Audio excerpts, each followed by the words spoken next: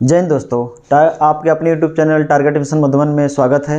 दोस्तों, जैसा कि आप लोग जानते हैं एसएससी जीडी का प्रैक्टिस सेट चल रहा है और वन लाइनर क्वेश्चन भी चल रहे हैं। तो यह एसएससी जीडी का ये 8वां प्रैक्टिस सेट होगा दोस्तों, ठीक है।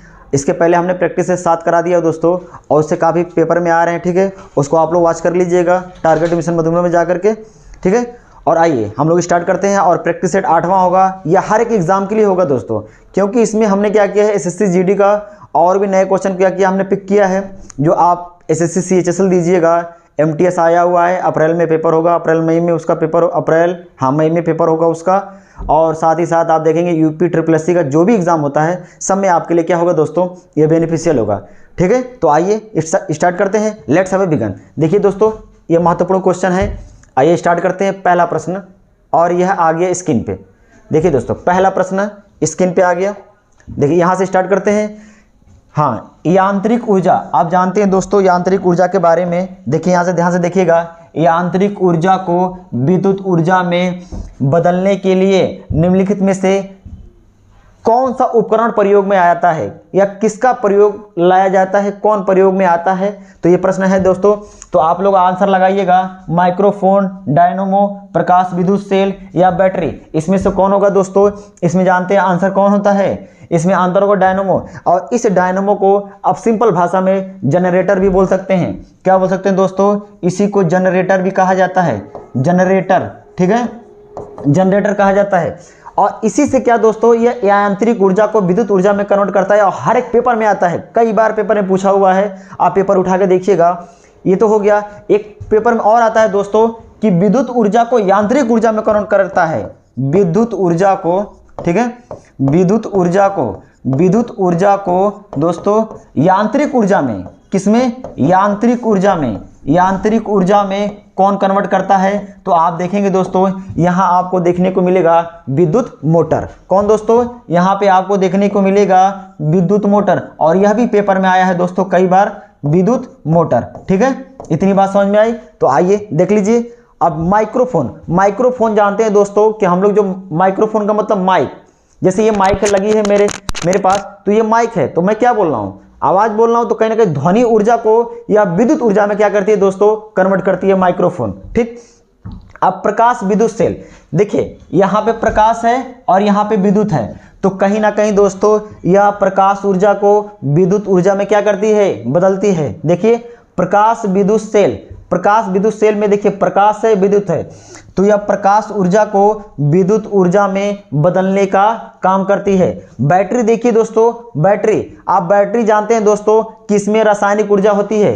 बैटरी में जानते हैं दोस्तों जो रासायनिक ऊर्जा होती है उसको संचित किया जाता है। और बैटरी कई सेलों का क्या होता है दोस्तों, समूह होता है। कई सेलों को जोड़ करके बैटरी बनाया जाता है। और यह बैटरी जानते हैं दोस्तों रासायनिक संचित ऊर्जा को या क्या करती है, विद्युत ऊर्जा में बदलने का काम करती है। तो रासायनिक संचित ऊर्जा, यहां लिखता हूं मैं रासायनिक संचित ऊर्जा को दोस्तों यह बदलने का काम करती है। किसमें, विद्युत ऊर्जा में, विद्युत ऊर्जा में बदलने का काम करती है, ठीक है।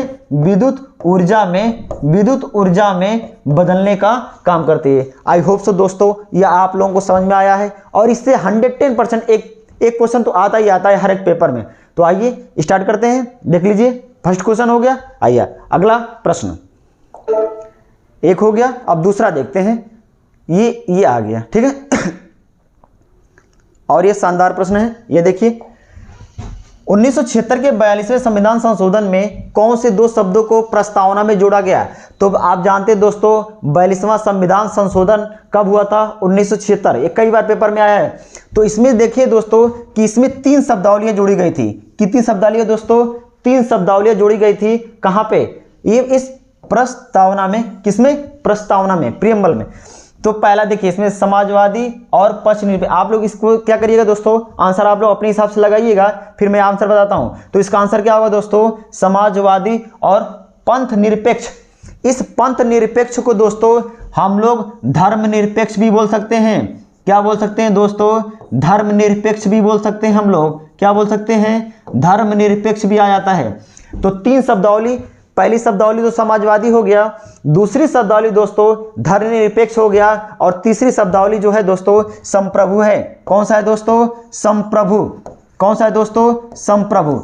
तो संप्रभु, समाजवादी, धर्मनिरपेक्ष या पंथ निरपेक्ष, यह तीन शब्दावलियां 42वें संविधान संशोधन के तहत 1976 में दोस्तों क्या की गई? जोड़ी गई। आई होप सो दोस्तों आप लोगों को समझ में आया। आइए आगे बढ़ते हैं। तीसरा प्रश्न देखिए, और ये आपकी स्क्रीन पे आ गया। ये देखिए तीसरा प्रश्न, निम्नलिखित में से कौन सा त्योहार खालसा पंथ के स्थापना का प्रतीक है? ठीक है दोस्तों, निम्नलिखित में से कौन सा त्योहार खालसा पंथ के स्थापना का क्या है दोस्तों? प्रतीक है। तो होला, मिहल्ला, ठीक है, लोहड़ी, बैसाखी, गुरु नानक जयंती। तो इसमें क्या होगा दोस्तों? इसका आंसर जो होगा बैसाखी होगा। क्या होगा? आप जानते हैं दोस्तों 1399 ईस्वी को 1399 ईस्वी में आप जानते हैं गुरु गोविंद सिंह ने इस बैसाखी के दिन, इसी बैसाखी के दिन त्योहार खालसा पंथ की क्या किया था? स्थापना किया था। ठीक है, कौन? गुरु गोविंद सिंह ने। कौन दोस्तों? गुरु गोविंद सिंह ने। ठीक है, गुरु गोविंद सिंह ने, ठीक है, खालसा पंथ क्या किया दोस्तों? स्थापना किया था। कब? बैसाखी। और इसी बैसाखी के दिन दोस्तों पंजाब के अमृतसर के पास आप देखेंगे, अमृतसर में ही ज़्यादा से ज़्यादा लोहड़ी त्यौहार मनाया जाता है। कौन सा दोस्तों? लोहड़ी का त्यौहार पंजाब में मनाया जाता है। तो आइए आगे बढ़ते हैं। कब दोस्तों? 1399 में गुरु गोविंद सिंह ने खालसा पंथ की स्थापना किया था। कब? बैसाखी के दिन। आइए आगे बढ़ते हैं। तीसरा प्रश्न हो गया। आइए चौथा प्रश्न देखते हैं हम लोग, और यह आपके लिए शानदार प्रश्न है। वाल्मीकि राष्ट्रीय उद्यान कहां पर है? उत्तर प्रदेश, मध्य प्रदेश, बिहार, उड़ीसा। तो आंसर आप लोग लगाइएगा। इसका आंसर क्या होगा दोस्तों? बिहार होगा। कौन सा होगा? इसका आंसर बिहार होगा। ठीक, देखिए ये जो वाल्मीकि है दोस्तों, आप जानते हैं पश्चिमी चंपारण, बिहार में आप देखेंगे दोस्तों पश्चिमी चंपारण है। क्या है दोस्तों? पश्चिमी चंपारण में देखने को मिलता है, जहां गांधी जी ने चंपारण सत्याग्रह स्टार्ट किया था 1917 में। उसी का पश्चिमी चंपारण में यह वाल्मीकि राष्ट्रीय उद्यान। और शहर पूछता है कभी कभी, तो आप जानते हैं बेतिया शहर है। बेतिया शहर के पास ये वाल्मीकि राष्ट्रीय उद्यान है, और एकमात्र क्या है? बिहार का राष्ट्रीय उद्यान है। क्या है दोस्तों? बिहार का एकमात्र राष्ट्रीय उद्यान है। क्या है? बिहार का एकमात्र राष्ट्रीय उद्यान है। क्या है? एकमात्र राष्ट्रीय उद्यान है। कौन है दोस्तों? वाल्मीकि राष्ट्रीय उद्यान। इतनी बात समझ में आई? तो आइए उत्तर प्रदेश का देख लीजिए। आप जानते हैं उत्तर प्रदेश में भी क्या है दोस्तों? मात्र एक ही क्या है? राष्ट्रीय उद्यान है, जिसे कहा जाता है दुधवा नेशनल पार्क। क्या है? दुधवा नेशनल पार्क या दुधवा राष्ट्रीय उद्यान। दुधवा राष्ट्रीय उद्यान। ठीक है, दुधवा राष्ट्रीय उद्यान कहाँ है दोस्तों? यह लखीमपुर खीरी में देखने को मिलेगा आपको। लखीमपुर खीरी, ठीक है, लखीमपुर खीरी में। ठीक, यह हो गया लखीमपुर खीरी में। इतनी बात समझ में आई? आप देखिए मध्य प्रदेश जानते हैं दोस्तों, मध्य प्रदेश के बारे में आप जानते हैं। मध्य प्रदेश में आपको देखने को मिलेगा कान्हा नेशनल पार्क। कौन सा है दोस्तों? कान्हा नेशनल पार्क आपको देखने को मिलेगा। कान्हा नेशनल पार्क कहाँ पे है? ये मध्य प्रदेश में है, कान्हा नेशनल पार्क। और यह मध्य प्रदेश का दोस्तों सबसे बड़ा क्या है? नेशनल पार्क है। कान्हा नेशनल पार्क कहाँ पे है? मध्य प्रदेश में। और यहाँ पे जानते हैं आप कूनो नेशनल पार्क भी है दोस्तों।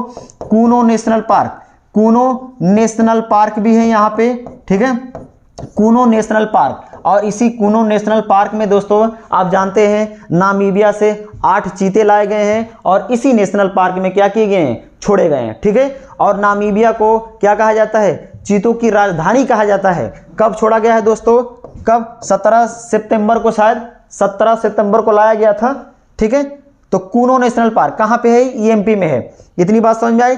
क्यों? आप जानते हैं दोस्तों जब भारत 1947 में आज़ाद होने वाला था, तो 1947 के वक्त में, लास्ट 1947 में देखेंगे दोस्तों कि चीता मरा था। ठीक है, चीते वहीं से खत्म हो गए थे। तो 1954 में आप देखेंगे कि भारत में पूरी तरीके से 1954 में दोस्तों 1952 में दोस्तों देखेंगे कि भारत में पूरी तरीके से क्या हुआ? चीता मुक्त घोषित हो गया भारत। चीते रहे नहीं भारत में, ठीक है, चीता मुक्त हो गया।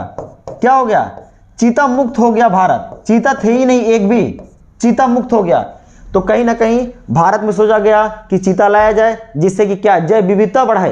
क्या हो? जैव विविधता बढ़े। तो जैव विविधता को बढ़ाने के लिए, वातावरण को भी बढ़ाने के लिए, जैव विविधता को बढ़ाने के लिए या पर्यावरण को संरक्षित करने के लिए, जो भी बोल सकते हैं आप, ये चीता मंगाया गया। कब मंगाया गया? अभी रिसेंटली मंगाया गया 2022 में, ठीक है। इतनी बात समझ में आई? आइए उड़ीसा में देखिए दोस्तों, उड़ीसा में आपको 2 देखने को मिलता है, सिमलीपाल। क्या दोस्तों? सिमलीपाल नेशनल पार्क, यह इंपॉर्टेंट है, सिमलीपाल। और उड़ीसा का सबसे बड़ा क्या है दोस्तों? यह नेशनल पार्क है सिमलीपाल। यहां लिखता हूं मैं, ये देख लीजिएगा, सिमलीपाल। और एक और देखने को मिलता है भीतरकनिका नेशनल पार्क, ठीक है, भीतरकनिका। और यहाँ पे एक और है, चिल्का झील नेशनल पार्क है, ठीक है, चिल्का नेशनल पार्क। बहुत सारे देखने को मिलते हैं आपको नेशनल पार्क, ठीक है दोस्तों। तो आइए इसका स्क्रीनशॉट ले लीजिए। आइए आगे बढ़ते हैं, 4 नंबर हो गया। अगला देखिए, अगला पॉइंट, ठीक है।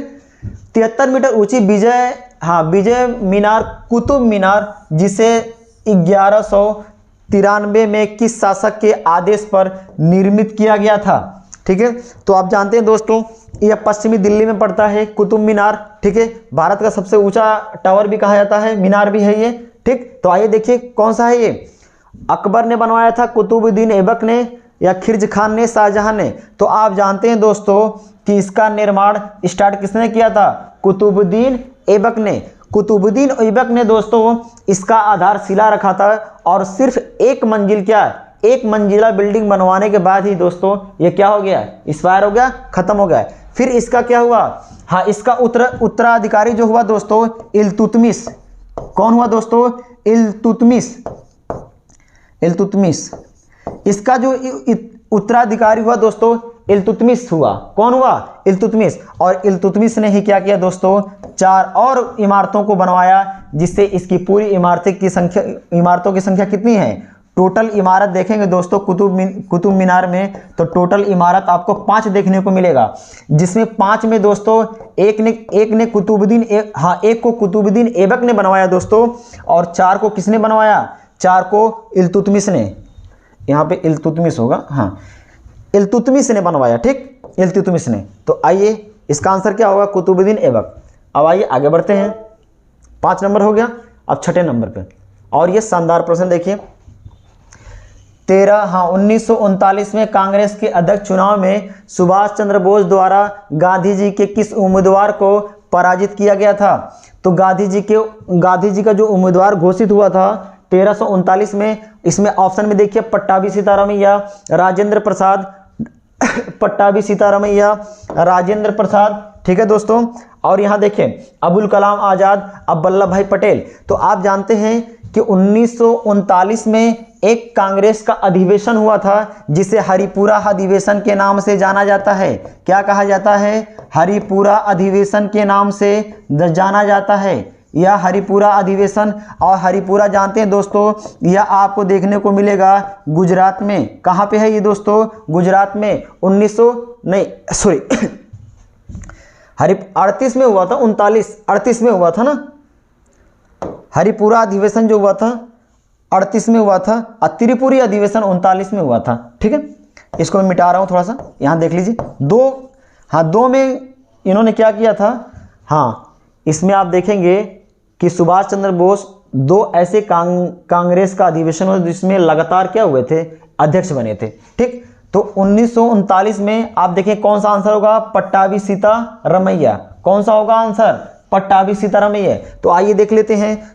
एसबी बोस द्वारा, हाँ, एसबी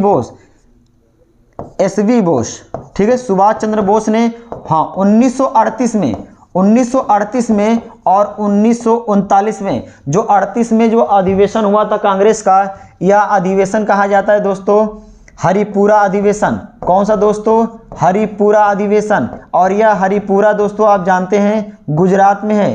कहाँ है? गुजरात। और 39 में जो हुआ था दोस्तों त्रिपुरी अधिवेशन हुआ था। कौन सा अधिवेशन? त्रिपुरी। और त्रिपुरी आपको यह मध्य प्रदेश में देखने को मिलेगा, जबलपुर जिले के पास। कहाँ पे दोस्तों?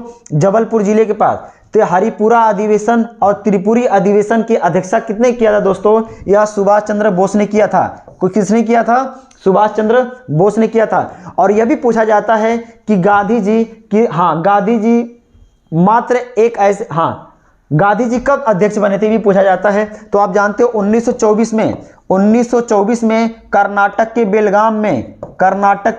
बेलगाम में अधिवेशन जब हुआ था कांग्रेस का, तो सिर्फ एक ही बार गांधी जी क्या अध्यक्ष बने थे? बेलगाम अधिवेशन। ये कहाँ पे है दोस्तों? कर्नाटक में। कहाँ है दोस्तों?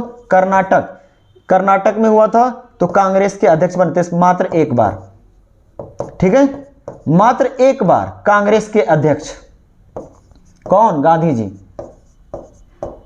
अध्यक्ष, मात्र एक बार। ठीक है, इतनी बात समझ में आई आप लोगों को? तो आइए आगे बढ़ते हैं। तो 38 में हरिपुरा अधिवेशन, 39 में त्रिपुरी। इतनी बात समझ में आई? ठीक। अब देखिए अबुल कलाम आज़ाद के बारे में पूछा जाता है। तो अबुल कलाम आज़ाद 1940 में, अबुल कलाम आज़ाद जानते हैं आप लोग, 1940 में रामगढ़ में जो अधिवेशन हुआ था, रामगढ़ अधिवेशन 1940 में क्या हुआ था दोस्तों? रामगढ़ अधिवेशन हुआ था। उसमें क्या हुए थे? ये अध्यक्ष बने थे। ठीक है, इतनी बात समझ में आई? तो चलिए आगे बढ़ते हैं। राजेंद्र प्रसाद 1934 में अधिवेशन बने थे।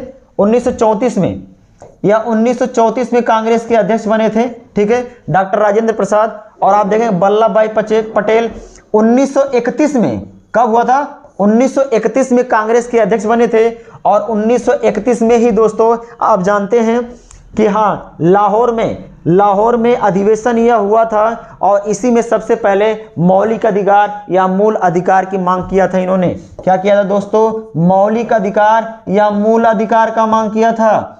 मौलिक अधिकार, ठीक है, मौलिक अधिकार या मूल अधिकार का क्या किया था? मांग किया था। कब? 1931। कहाँ हुआ था? लाहौर में हुआ था अधिवेशन। आइए आगे बढ़ते हैं, ये सब नोट डाउन कर लीजिएगा। ठीक है, 6 नंबर हो गया। अब 7वां नंबर देखते हैं। 7वां नंबर देखिए, पैसिफिक रिंग ऑफ फायर किससे संबंधित है? तो आप जानते हैं कि प्रशांत महासागर का अग्नि वलय कहा जाता है। यह प्रशांत महासागर का अग्नि वलय किससे संबंधित है? तो आप जानते हैं दोस्तों, यह ज्वालामुखी और भूकंप से संबंधित है। किससे संबंधित है? ज्वालामुखी और भूकंप से संबंधित है। आइए आगे बढ़ते हैं। 8वां नंबर देखिएगा, और यह शानदार प्रश्न है। सितंबर 2022 में जारी यूएनडीपी के मानव विकास सूचकांक 2021 में भारत की रैंक क्या है? यूएनडीपी आप जानते हैं दोस्तों, यह संयुक्त राष्ट्र का क्या है? यूएनडीपी आप देखेंगे, यूएनडीपी तो इसका फुल फॉर्म होता है यूनाइटेड नेशन डेवलपमेंट प्रोग्राम। क्या होता है दोस्तों? यूनाइटेड, मैं लिख देता हूं यहां पे, यूनाइटेड नेशंस, क्या होता है? यूनाइटेड नेशंस डेवलपमेंट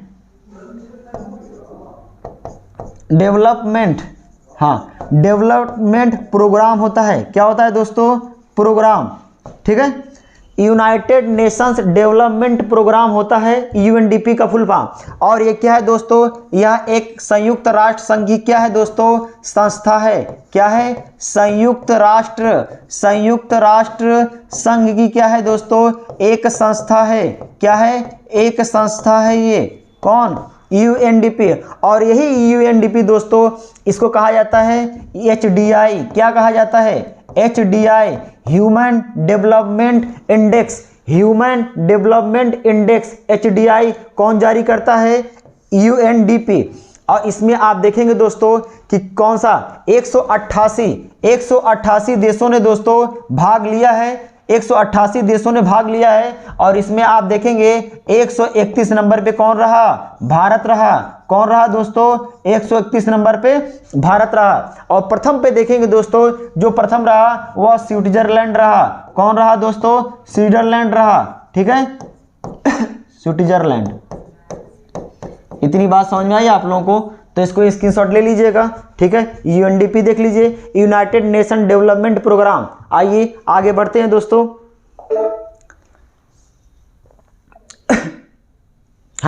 देखिए एक लाल लिटमस डॉट डॉट भरना के साथ अभिक्रिया करने के लिए या कराने पर नीला हो जाता है। तो आप जानते हैं दोस्तों, आप ये समझिए, आप जानते हैं नीले पेपर लिटमस को लाल किया जाता है।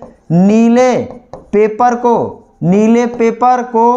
पेपर लिटमस, ऐसे लिखिए, लिटमस को लाल करने के लिए, लिटमस को लाल करने के लिए तो इसको बोला जाता है दोस्तों, यह अम्ल होता है। क्या होता है? अम्ल होता है। लेकिन जब दोस्तों लाल लिटमस पेपर, क्या दोस्तों, लाल लिटमस पेपर को दोस्तों, पेपर को क्या किया जाता है? नीला किया जाता है। तो आप जानते हैं क्या होता है? तो इसी को बोला जाता है दोस्तों क्या? क्षार। और आप जानते हैं दोस्तों, अम्ल प्लस क्षार, अम्ल प्लस और क्षार को संयुक्त रूप से आप जानते हैं दोस्तों लवण कहा जाता है। जैसे आप जानिए, जैसे हमने ले लिया Na और क्या ले लिया हमने इस तरीके से ले लिया और Cl ले लिया। तो अम्ल हमेशा पॉजिटिव देता है दोस्तों, क्षार हमेशा क्या देता है? नेगेटिव देता है। और मिलके क्या बनता है? NaCl। और इसी को क्या कहा जाता है दोस्तों? लवण कहा जाता है। क्या कहा जाता है? लवण कहा जाता है। तो अम्ल हमेशा प्लस देता है, क्षार हमेशा माइनस देता है, और दोनों को संयुक्त रूप से अभिक्रिया कराते हैं दोस्तों, तो लवण बनता है, लवण बनता है या साल्ट बनता है, जिसे कहते हैं NaCl। और हमेशा प्लस और माइनस की क्रियाएं होती हैं, प्लस की क्रिया कभी नहीं होगी, माइनस की क्रिया कभी नहीं होगी। तो ये नोट कर लीजिएगा, नीले पेपर लिटमस को लाल कर देता है तो उसे अम्ल कहते हैं। जो लाल लिटमस पेपर को नीला कर देता है उसे क्या बोलते हैं दोस्तों? तो क्षार। तो लाल लिटमस पेपर को क्या कर रहा है? नीला कर रहा है ना दोस्तों, नीला कर रहा है तो क्या होगा? क्षार होगा, लवण होगा, अम्ल होगा, जल होगा। तो कौन सा होगा दोस्तों? क्षार होगा। ठीक है, इतनी बात समझ में आई? तो आइए आगे बढ़ते हैं।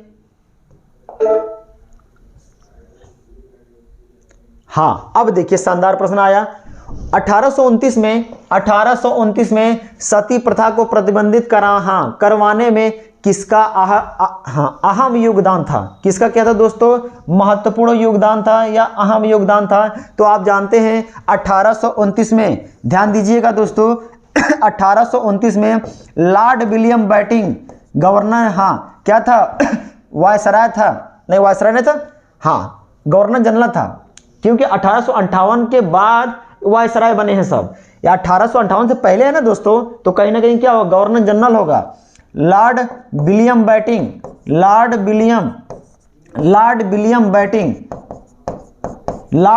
बेंटिंक के सहयोग से राजा राम मोहन राय ने नियम 17 के तहत, कितने नियम 17 के तहत सती प्रथा का क्या किया दोस्तों? अंत किया। किसके? राजा राम मोहन राय। तो राजा राम मोहन राय के बारे में जानते हैं दोस्तों आप लोग, इनके बारे में अक्सर पेपर में पूछा जाता है। तो आइए थोड़ा सा इनका हम लोग क्या करते हैं देख लेते हैं, इनके बारे में अक्सर पेपर में पूछा जाता है। ठीक है, राजा राम मोहन राय के बारे में आप जानते हैं, भारतीय समाज के क्या कहे जाते हैं? भारतीय समाज इतिहास के जन्मदाता कहे जाते हैं।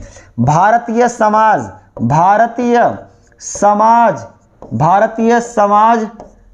के इतिहास, भारतीय समाज के इतिहास के जन्मदाता, भारतीय समाज के इतिहास के जन्मदाता कहे जाते हैं। क्या कहे जाते हैं? जन्मदाता कहे जाते हैं। ठीक है दोस्तों, और यह भी पूछता है, इन्हें क्या कहा जाता है? इन्हें भारतीय पुनर्जागरण का अग्रदूत भी कहा जाता है। क्या कहा जाता है दोस्तों? इन्हें कहा जाता है भारतीय पुनर्जागरण का क्या कहा जाता है दोस्तों? जागरण का अग्रदूत कहा जाता है। क्या कहा जाता है? अग्रदूत कहा जाता है। कई बार पेपर में आया है दोस्तों, अग्रदूत कहा जाता है। और राजा राम मोहन राय ने, आप जानते हैं दोस्तों, राजा राम मोहन राय ने इन्होंने ब्रह्म समाज लिखा था दोस्तों। क्या लिखा था? ब्रह्म समाज। कब? 1829 में, 1828 में ब्रह्म समाज, और 1815 में दोस्तों प्रार्थना समाज की स्थापना किया था। कितने दोस्तों? प्रार्थना समाज, आत्मीय समाज होगा ना, आत्मीय समाज है, प्रार्थना समाज नहीं है। यहाँ आइए, आत्मीय समाज है, आत्मीय समाज, ठीक है, आत्मीय समाज कब? 1815 में। ठीक, इतनी बात समझ में आई तो स्क्रीनशॉट ले लीजिएगा। आइए आगे बढ़ते हैं, 10 हो गए। अब आइए, अब देखिए यह इंपॉर्टेंट है दोस्तों। संक्रमण धातु, संक्रमण धातु तत्व होते हैं एस ब्लॉक, SPDF होता है दोस्तों, SPDF यही ब्लॉक होते हैं। ठीक है, S ब्लॉक तत्व, P ब्लॉक तत्व, D ब्लॉक तत्व, F ब्लॉक तत्व। तो आप जानते हैं D को क्या बोला जाता है? संक्रमण धातु तत्व कहा जाता है। आप जानते हैं दोस्तों आधुनिक आवर्त सारणी में, आप जानते हैं दोस्तों आधुनिक आवर्त सारणी में, आधुनिक आवर्त सारणी में, आधुनिक आवर्त सारणी में आप जानते हैं दोस्तों इसमें आपको 18 वर्ग देखने को मिलते हैं, 18 वर्ग और 7 दोस्तों मिलते हैं आवर्त देखने को मिलते हैं। आवर्त जो क्षैतिज होती है उसको आवर्त कहा जाता है, जो वर्टिकल होता है उसको वर्ग कहा जाता है।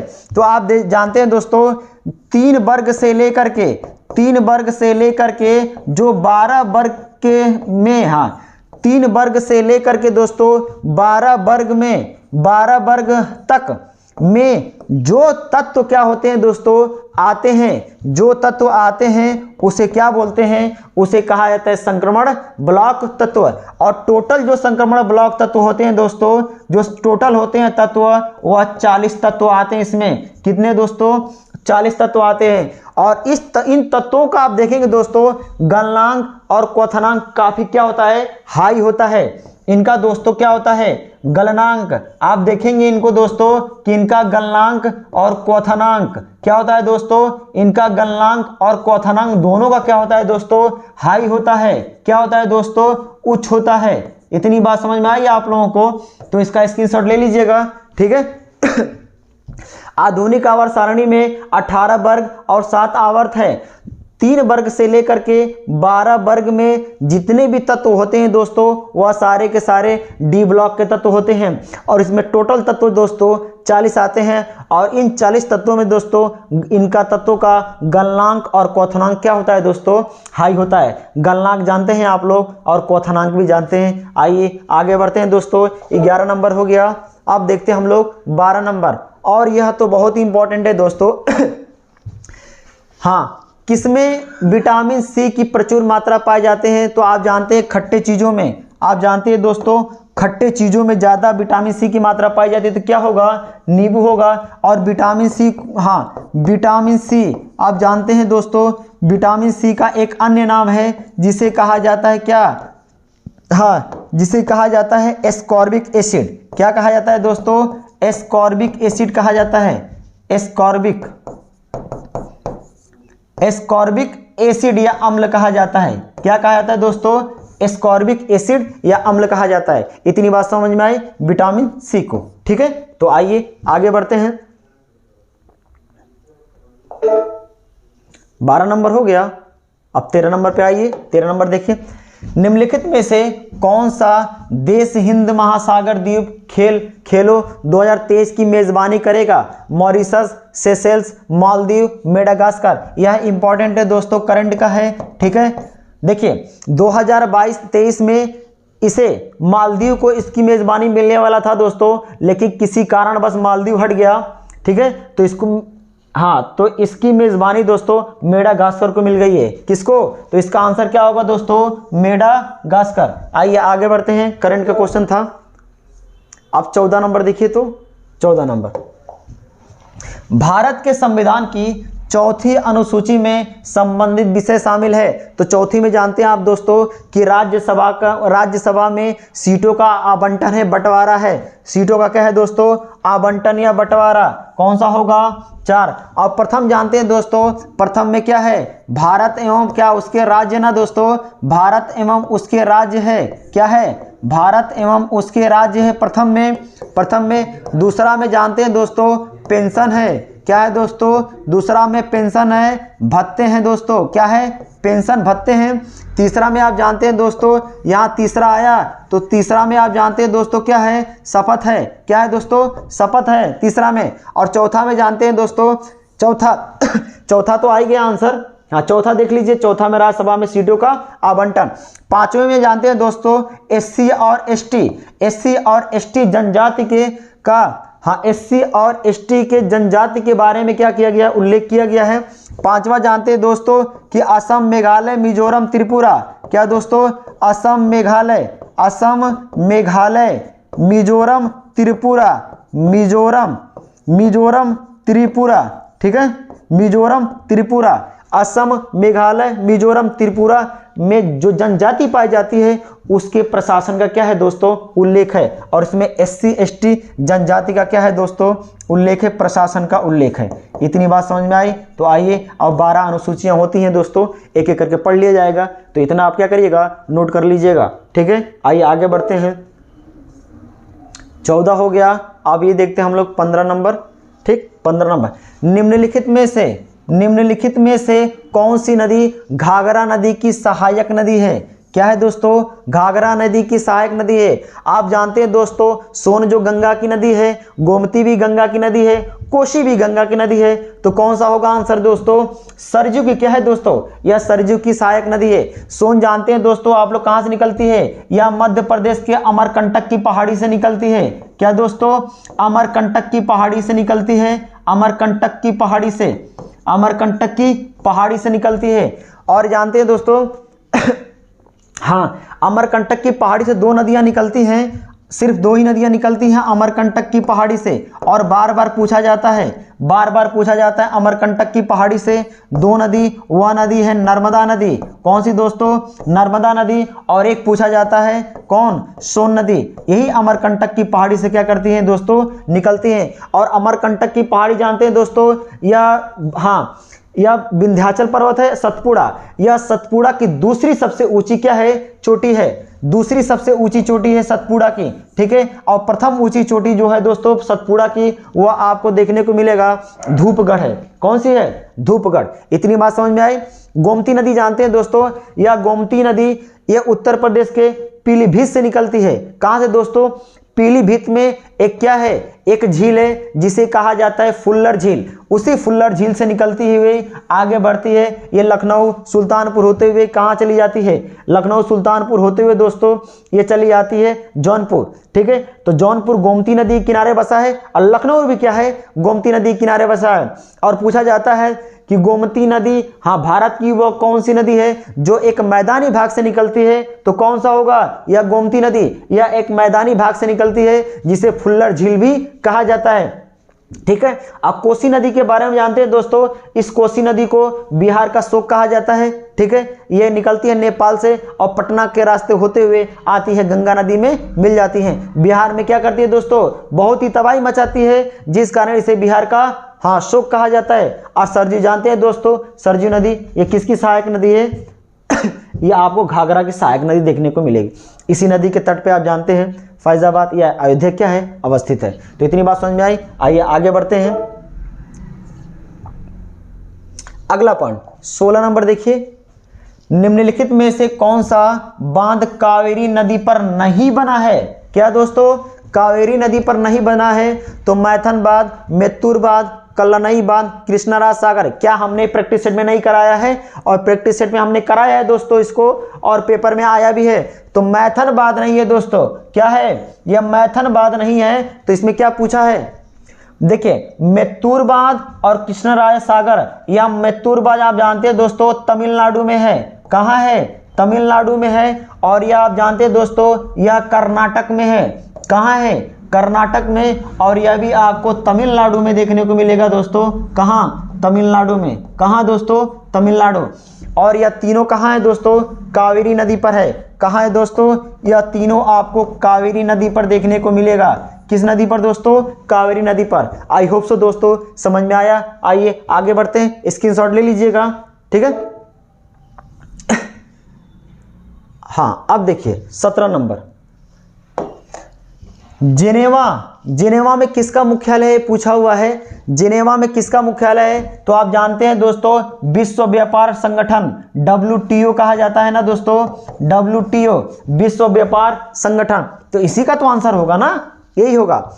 यूनिसेफ जानते हैं दोस्तों, यूनिसेफ का जो मुख्यालय है दोस्तों इसका न्यूयॉर्क में है। कहाँ है दोस्तों? न्यूयॉर्क। और न्यूयॉर्क जानते हैं USA में पड़ता है, अमेरिका में। IMF जानते हैं दोस्तों यह वाशिंगटन DC में है। कहाँ है दोस्तों? Washington DC। कहाँ है? Washington DC। यह भी USA में है, USA की राजधानी है वाशिंगटन DC। यूनेस्को जानते हैं दोस्तों यह फ्रांस की राजधानी कहाँ है? फ्रांस की राजधानी पेरिस, ठीक है। हाँ पेरिस में है दोस्तों ये, ठीक है, फ्रांस।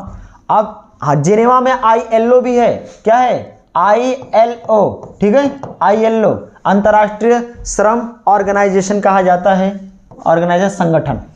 तो इतनी बात समझ में आई, तो इसको क्या करिएगा, नोट डाउन कर लीजिएगा, ठीक। आइए आगे बढ़ते हैं। 18 नंबर देखिए, और ये शानदार प्रश्न आ गया, इसको देखिए। निम्नलिखित में से कौन सा लोक नृत्य झारखंड राज्य की जनजातियों से संबंधित है? तो हुत्तरी नृत्य, नाट्य नृत्य, मुंडारी नृत्य, भवाई नृत्य। तो कौन सा होगा दोस्तों? मुंडारी नृत्य कहाँ है? यह आपको झारखंड के जनजातियों के द्वारा। तो कौन सा आंसर होगा दोस्तों? मुंडारी नृत्य। आइए हुत्तरी देख लिया जाता है दोस्तों, या कर्नाटक में जो जनजाति पाई जाती है दोस्तों, कर्नाटक में जो जनजाति पाई जाती है, ढुगारू कोई जनजाति है कर्नाटक में, वही है।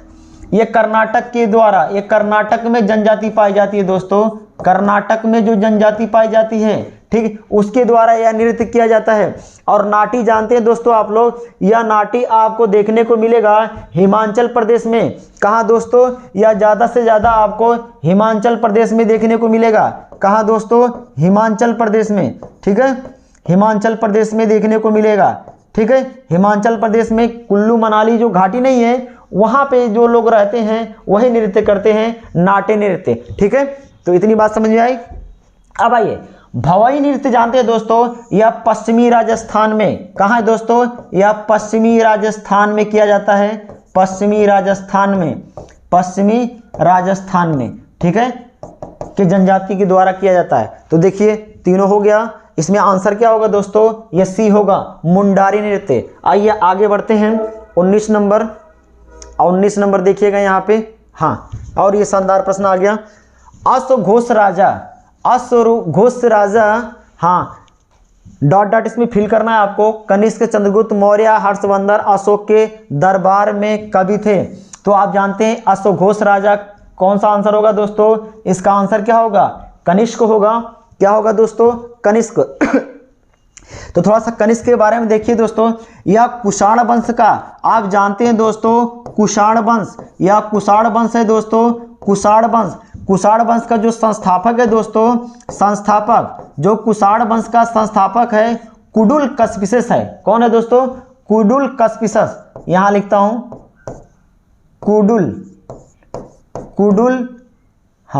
कुडुल कडपिसस,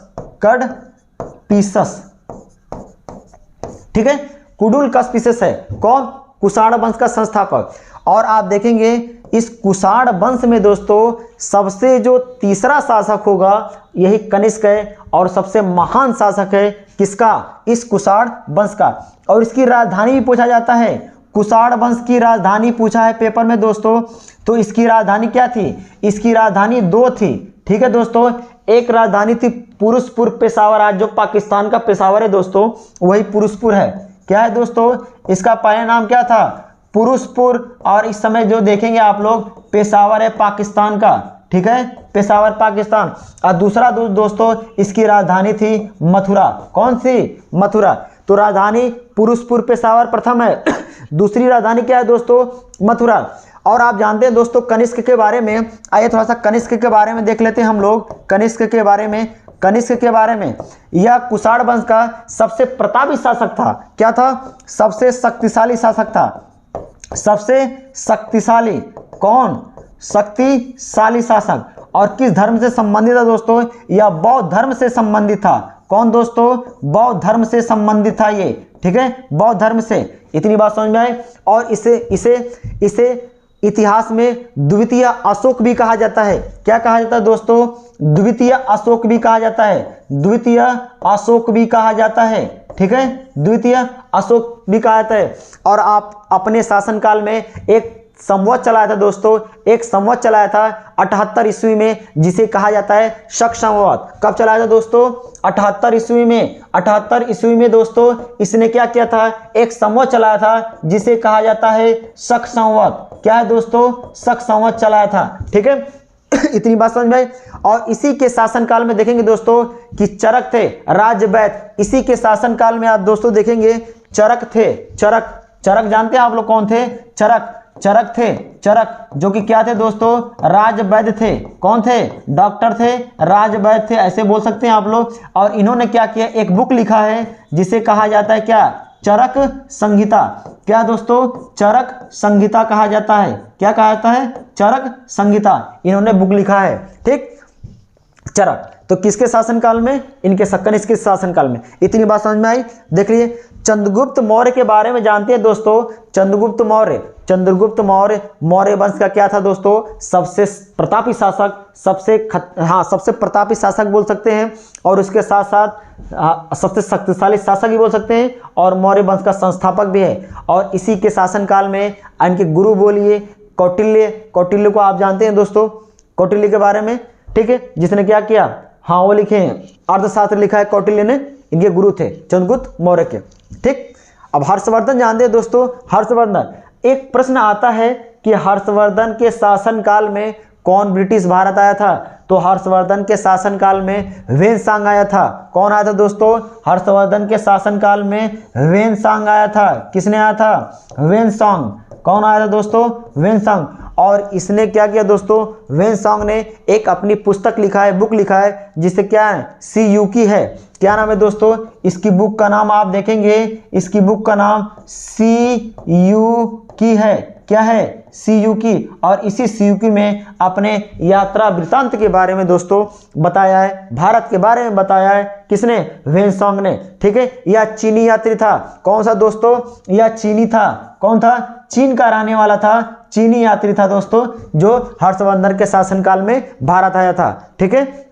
इतनी बात समझ में आई। तो आइए इसको स्क्रीनशॉट ले लीजिएगा, आगे बढ़ते हैं, ठीक। और लास्ट क्वेश्चन है ये, हाँ देखिए 20वां क्वेश्चन, माउंट सिनिओल्चु भारत के किस राज्य में अवस्थित है या स्थित है? हिमाचल प्रदेश, नागालैंड, आंध्र प्रदेश, सिक्किम। तो इसका आंसर क्या होगा दोस्तों? इसका आंसर होगा सिक्किम। आप जानते हैं दोस्तों सिक्किम में एक और देखने को मिलता है, आपको सिक्किम में एक और देखने को मिलता है। कौन सा? कंचनजंगा। क्या है दोस्तों?